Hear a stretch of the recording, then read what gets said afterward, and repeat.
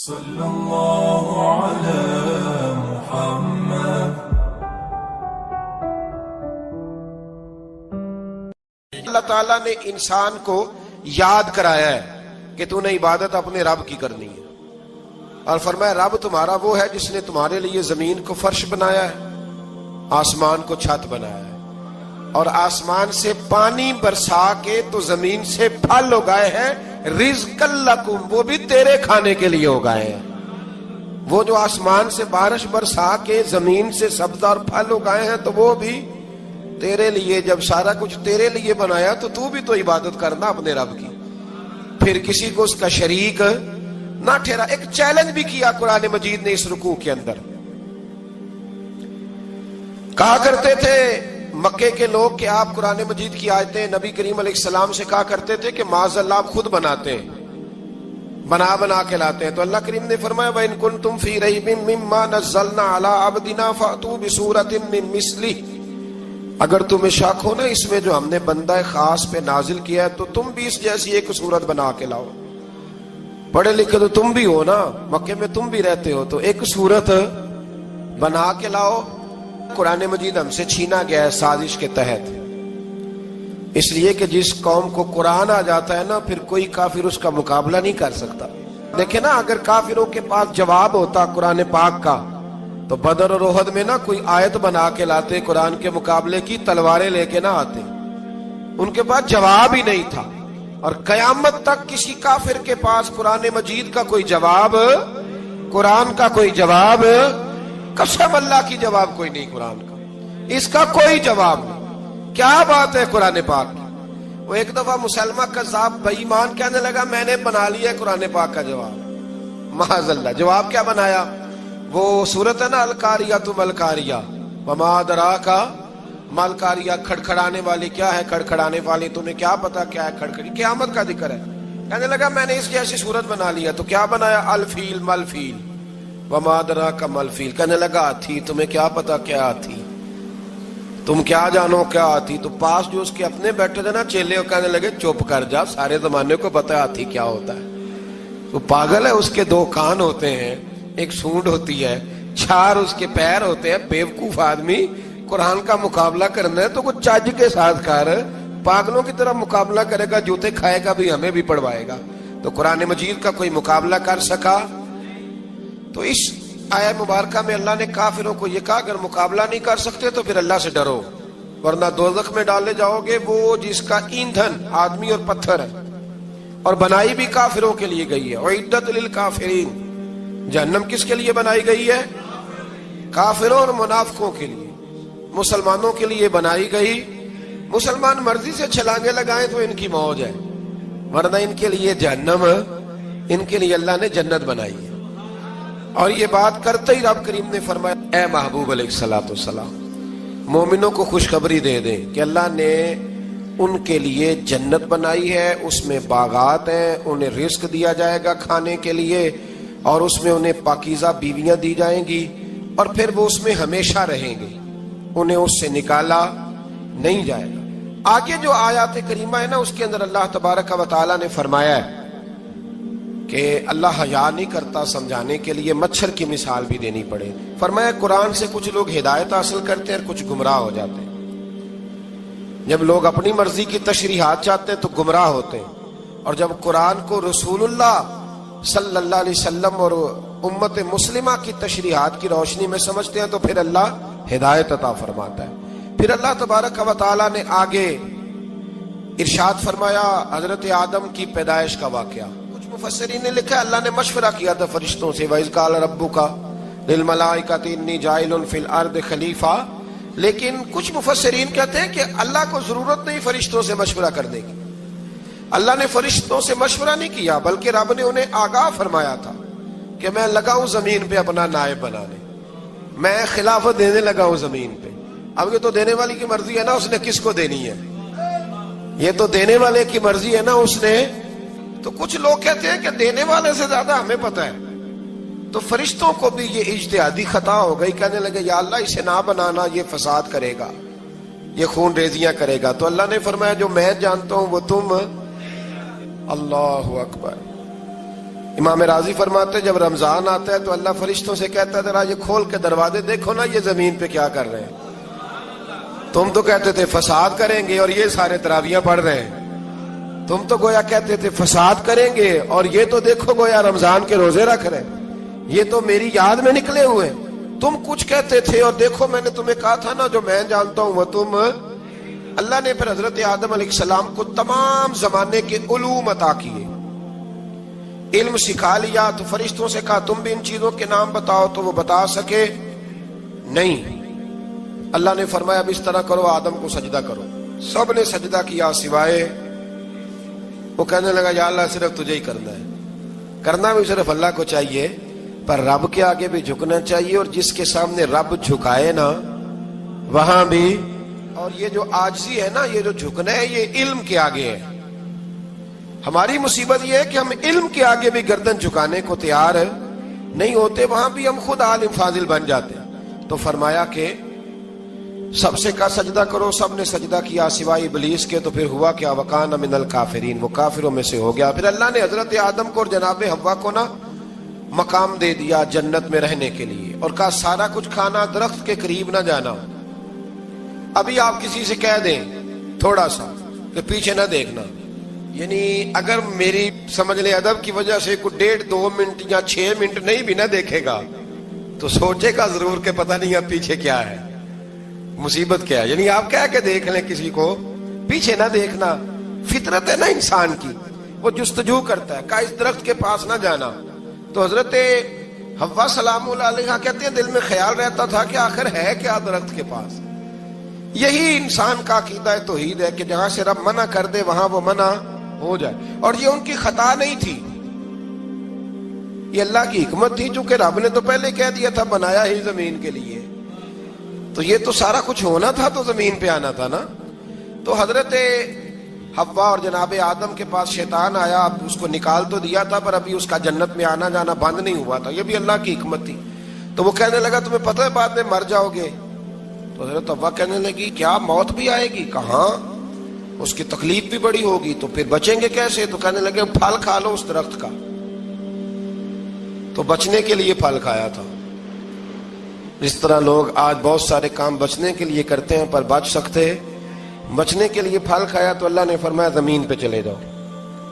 تو حضرت آدم زمین پہ آئے, پھر کئی 100 سال روتے رہے. فتلقى آدم من ربہ کلمات, تو پھر اللہ نے خود ہی جناب آدم کو کچھ کلمے سکھائے.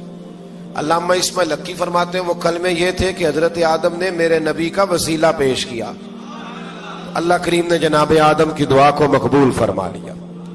پھر آگے بنی اسرائیل کا ذکر آ جاتا ہے. اللہ تعالیٰ نے بنی اسرائیل, آج آپ اسی قوم کو یہودی کہتے ہیں, ان کو اللہ نے اس زمانے میں فضیلت عطا کی تھی بہت زیادہ.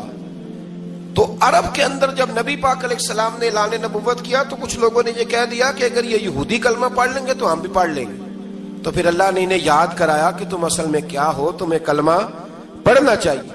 تو اہل یہود کا تذکرہ کرتے کرتے رب کریم نے ایک بات یہ بھی ارشاد فرمائی کہ تم لوگوں کو تو کہتے رہے ہو کہ وہ نبی آنے والے ہیں, وہ نبی آنے والے ہیں, اور جب آ گئے ہیں تو ماننے کو تیار نہیں ہو. تو فرمایا تأمرون الناس بالبر وتنسون انفسکم وانتم تتلون الکتاب, لوگوں کو بھلائی کا حکم دیتے ہو اور اپنے آپ کو بھول جاتے ہو. افلا تعقلون, تمہیں عقل نہیں؟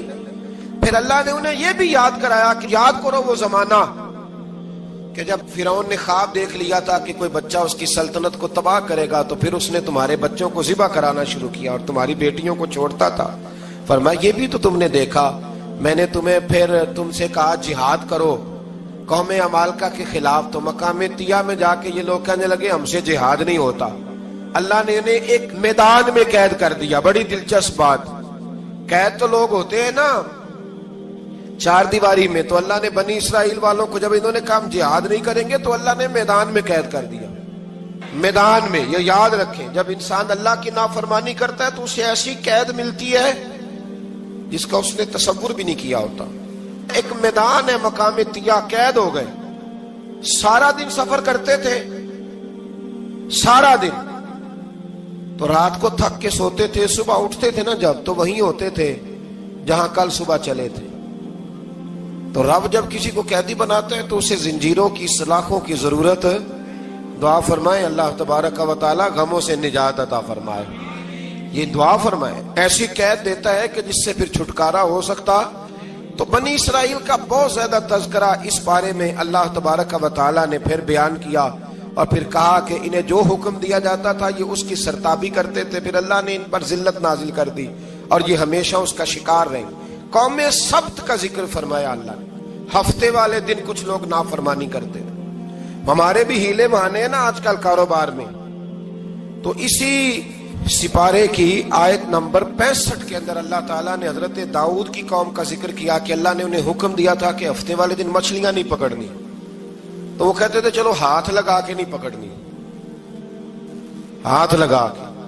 وہ ہمارے لوگ ہیلے بہانے تلاش کر لیتے ہیں نا، وہ بڑے جناب انشورنس والا آ گیا، اب وہ بینک والا آ گیا، وہ فلانے صاحب آ گئے، وہ تروڑ مروڑ کے کہانیاں باتیں، اور پھر ہمیں بھی رستے مل جاتے ہیں بچنے کے۔ مفتی صاحب نے کہہ دیا تھا، ایک مولانا سے میں نے ان کو کہا ہفتے والے دن مچھلیاں نہیں پکڑنے کا، نہیں پکڑتے، چھوٹے چھوٹے حوض بنا لیے تو مچھلیاں زیادہ آتی تھی اس دن۔ یہ بھی اللہ کی قدرت تھی، نماز کے وقت گاہک زیادہ آتے ہیں، یہ اس کی قدرت ہوتی ہے۔ تو وہ مچھلیاں حوض میں جمع ہو جاتی ہیں، یوں سمجھ لیں کہ جال انہوں نے لگا لیے ہوئے تھے، تو جال میں وہ پھنستی رہتی تھی، حوضوں میں آتی رہتی تھی۔ ہفتے کو نہیں پکڑتے تھے، اتوار کو پکڑ لیتے تھے، تو پھر اللہ نے انہیں سزا دی۔ فرمایا تماشے کرتے ہو اللہ کے حکم کے ساتھ، کیا سزا دی؟ فَقُلْنَا لَهُمْ كُونُوا قِرَادَةً خَاسِئِينَ، فرمایا بندر بن جاؤ دھتکارے ہوئے۔ جو رزق حرام طریقے سے کماتے تھے رب انہیں بندر بنا دیتا تھا۔ ابھی بھی میں نے دیکھے ہیں بڑے بڑے تاجر پاگلوں جیسی زندگی گزار رہے ہیں، نفسیاتی طور پہ سکون نہیں ہے، کروڑوں روپیہ پڑا ہے۔ کیوں؟ اس لیے کہ رب کے بتائے ہوئے طریقے کے مطابق تجارت نہیں کرتے۔ آگے ایک اور دلچسپ بات آ گئی، بنی اسرائیل کے اندر نا ایک شخص نے اپنے چچا کو قتل کر دیا جائیداد کے لیے۔ یہ دیکھیں کب سے لوگ جائیداد کے لیے قتل کرتے آ رہے ہیں۔ چچا کو قتل کر دیا، اور قتل کر کے حضرت موسیٰ علیہ السلام کے پاس آئے کہ میرے چچا کو کسی نے قتل کر دیا ہے، تو بتائیں کیا کرنا ہے؟ تو آپ نے فرمایا کہ گائے ذبح کرو، اور اس کا ایک ٹکڑا مقتول کو مارو، مرنے والے کو، وہ خود اٹھ کے بتا دے گا مجھے کس نے قتل کیا ہے۔ اب ارادہ نہیں تھا گائے ذبح کرنے کا تو بہانے کرنے لگے۔ ارادہ نہیں نہ ہوتا تو پھر کیا ہوتے ہیں؟ کہنے لگے گائے کس طرح کی ہو، بوڑھی ہو کہ بچی ہو، رنگ کیسا ہو، جوان ہو کہ چھوٹی ہو، حال میں ایک دفعہ چلنا سیکھ گئی ہو یا ابھی نہ سیکھی ہو، تو بتاتے گئے تو رب بھی شرطیں بیان کرتا گیا۔ گہرے زرد رنگ کی ہو، حال کے اندر اسے نہ چلایا گیا ہو، پانی نہ نکالا گیا ہو، نہ بچی ہو نہ جوان ہو، اس کے درمیان ہو۔ یہ ساری شرطیں کہاں پائی جاتی تھی؟ حضرت موسیٰ علیہ السلام کی قوم کا ایک شخص تھا جو اللہ کا ولی تھا، وہ جب انتقال کرنے لگا نا، اللہ اکبر، دیکھو رب ولیوں کی اولادوں پر بھی کتنا فضل فرماتا ہے۔ وہ جب انتقال کرنے لگا تو ایک اس کے پاس چھوٹی سی بچیا تھی، گائے کی بچی، اس نے جنگل میں چھوڑ دی۔ کہنے لگا یا اللہ میں تیرے نام پہ چھوڑتا ہوں، میرا بچہ جوان ہو جائے تو اسے دے دینا، اور تو سرمایہ ہی کوئی نہیں۔ بچہ بڑا ہوا تو بچہ بھی بڑا نیک تھا، اپنی ماں کا بڑا فرما بردار تھا۔ اس کی ماں نے کہا بیٹا تیرے باپ نے ایک گائے چھوڑی تھی، تو بچہ جنگل میں گیا اور جا کے کہنے لگا اے اللہ میری گائے مجھ سے ملا دے، تو رب کریم نے وہ گائے واپس کر دی۔ وہ گائے گھر لے آیا، اب وہ کہنے لگا اماں بیچ دوں، تو اماں کہنے لگی بیٹا میرے پوچھے بغیر نہ بیچنا۔ کئی دفعہ گاہک لگے پر اس نے کہا جب تک میری اماں نہ کہے گی میں بیچوں گا۔ ادھر بنی اسرائیل والے شرطیں جتنی گائے کے بارے میں پوچھ چکے تھے وہ ساری اسی گائے میں پائی جاتی تھی، تو یہ ڈھونڈتے ڈھونڈتے وہاں پہنچ گئے، تو کہنے لگے گائے چاہیے، تو اس نے کہا بھی تمہاری مرضی سے نہیں، قیمت میری مرضی کی۔ ایک مفسر نے تو یہاں تک لکھا ہے کہ اس نے کہا گائے ذبح کر کے نا، تو جتنا گائے کے اندر گوشت ہوگا نا اتنا ہی کھال کے اندر تو مجھے مال بھر کے دو گے، اتنے سکے بھر کے دو گے، اتنی اشرفیاں بھر کے دو گے تو پھر تمہیں گائے دوں گا۔ تو پھر یہ گائے انہیں ملی اور یہ گائے لے کر کے آئے۔ زیادہ سوالات نہ کرتے تو زیادہ الجھتے نہ۔ ہم بھی دین کے معاملے میں بڑے سوال جواب کرتے ہیں، اتنا سوال کریں جتنی اس کی ضرورت ہے۔ ان لوگوں نے سوالات زیادہ کیے تو پھر الجھ زیادہ گئے. تو میرے بھائی اس کا ذکر بھی اللہ تبارک و تعالی نے پہلے پارے کے اندر بیان فرمایا. پھر اللہ کریم نے فرمایا کہ کچھ ایسے لوگ بھی ہیں یہودیوں میں سے جن کا دعویٰ ہو گیا ہے کہ ہم اللہ کے بڑے پیارے ہیں. فرمایا یہ صرف ان کے منہ کی باتیں ہیں, یہ تو قیامت میں پتہ چلے گا نا کہ اللہ کا پیار کس کے ساتھ زیادہ ہے. اور پھر یہ بھی یہودیوں نے دعویٰ کیا ہے, اسی پارے میں اللہ فرماتے ہیں کہ ان کا دعویٰ ہے کہ ہم اللہ کے بڑے پیارے ہیں, جنت میں ہم ہی جائیں گے. تو اللہ فرماتے ہیں پھر مرنے کی دعا تو کرو, جنت میں تو مر کے جانا ہے نا. لیکن رب فرماتے ہیں یہ کبھی مرنے کی دعا نہیں کریں گے, اس لیے کہ انہیں پتہ ہے کہ ہم نے آخرت کے لیے کیا بھیجا. لے جی پہلا حکم آ گیا یا ایھا الذین آمنوا کہہ کے, پہلی آیت قرآن پاک کی پہلے سپارے میں پہلی آیت جس میں اللہ نے کہا یا ایھا الذین آمنوا. تو پہلا حکم آمنوا کہہ کے آیت نمبر 104 میں جو اللہ نے حکم دیا ہے نا وہ نبی پاک کی تعظیم کا حکم ہے. پہلا حکم ہی اللہ نے حضور کی عزت اور ناموز کا ارشاد فرمایا. پہلا اس ترتیب کے لحاظ سے وہ ہوا یہ کہ جب نبی پاک کو بات ارشاد کرتے تو صحابہ کرام اٹھ کے عرض کرتے رائینا یا رسول اللہ, حضور سمجھ نہیں آئی ذرا رعایت کر دے. تو یہودیوں کی عبرانی زبان کے اندر نہ ذرا کھینچ کے پڑھتے تھے رائینا, تو اس کا معنی بنتا تھا معاذ اللہ اے ہمارے چرواہے. بکریاں چرانے والے کو بھی وہ رائینا کہتے تھے. تو جب صحابہ یہ کہنے لگے تو اللہ نے منع ہی کر دیا. فرمایا میرے محبوب کے غلاموں, اس لفظ کے پیچھے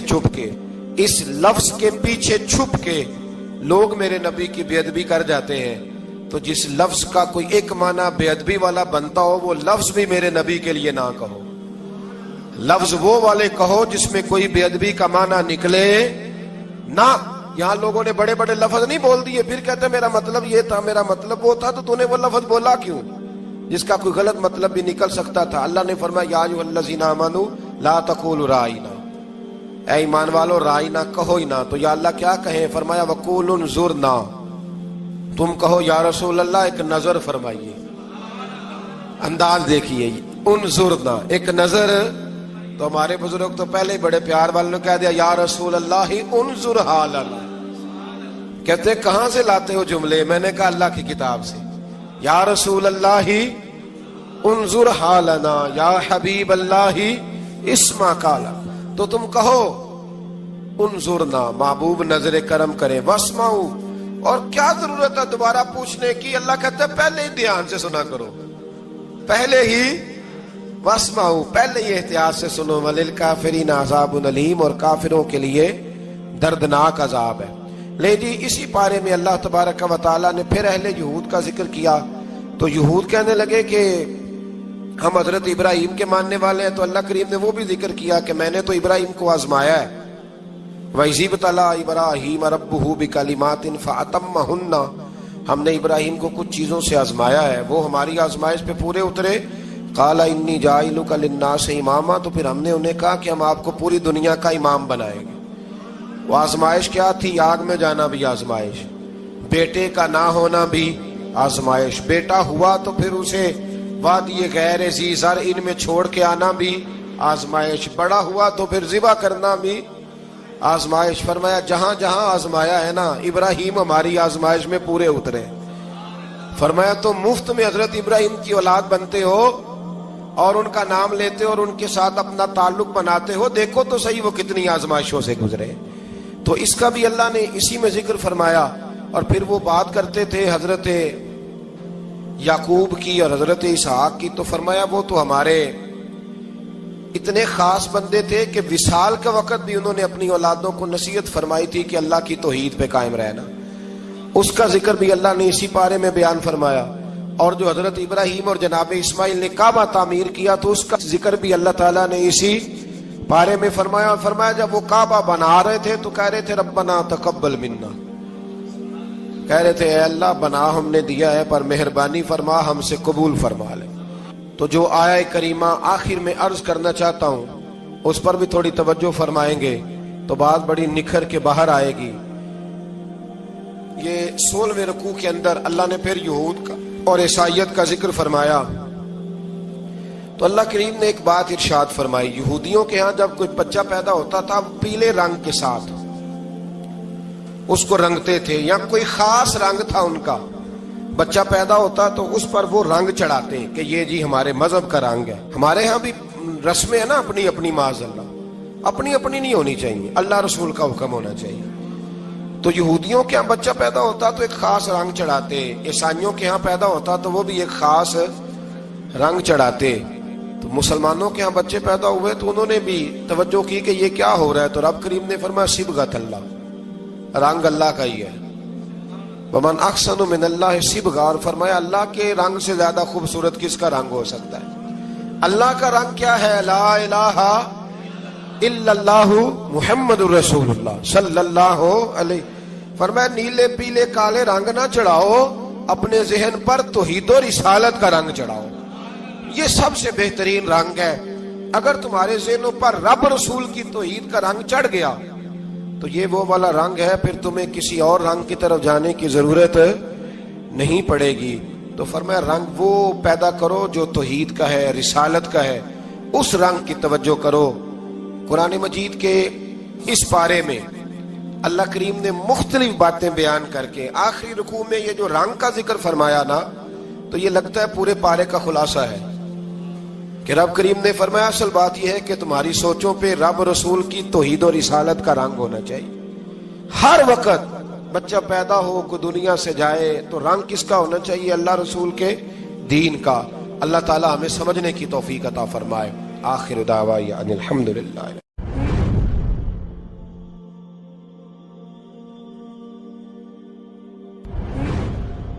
اللہ تعالیٰ نے انسان کو یاد کرایا ہے کہ تو نے عبادت اپنے رب کی کرنی ہے، اور فرمایا رب تمہارا وہ ہے جس نے تمہارے لیے زمین کو فرش بنایا ہے، آسمان کو چھت بنایا ہے، اور آسمان سے پانی برسا کے تو زمین سے پھل اگائے ہیں، رزق لکم، وہ بھی تیرے کھانے کے لیے اگائے ہیں. وہ جو آسمان سے بارش برسا کے زمین سے سبز اور پھل اگائے ہیں تو وہ بھی تیرے لیے. جب سارا کچھ تیرے لیے بنایا تو بھی تو عبادت کرنا اپنے رب کی، پھر کسی کو اس کا شریک نہ ٹھہرا. ایک چیلنج بھی کیا قرآن مجید نے اس رکوع کے اندر.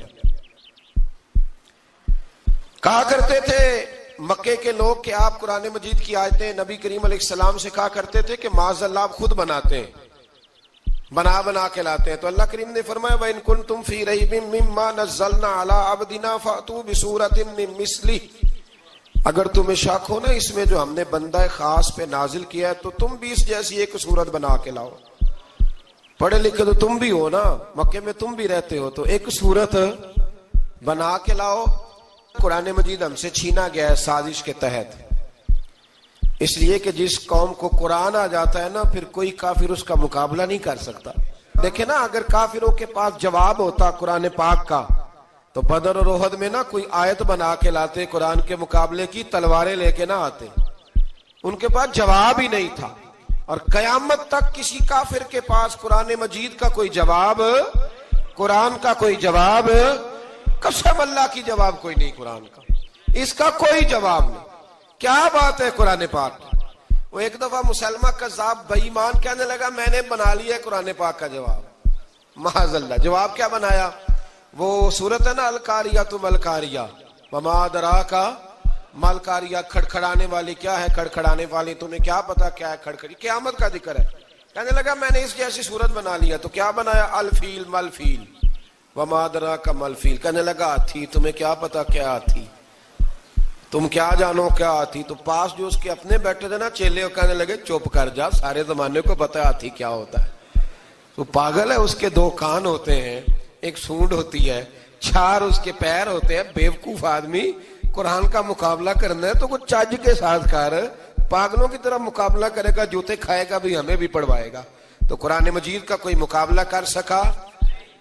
تو اس آیہ مبارکہ میں اللہ نے کافروں کو یہ کہا اگر مقابلہ نہیں کر سکتے تو پھر اللہ سے ڈرو، ورنہ دوزخ میں ڈالے جاؤ گے. وہ جس کا ایندھن آدمی اور پتھر ہے، اور بنائی بھی کافروں کے لیے گئی ہے. اعدت للکافرین، جہنم کس کے لیے بنائی گئی ہے؟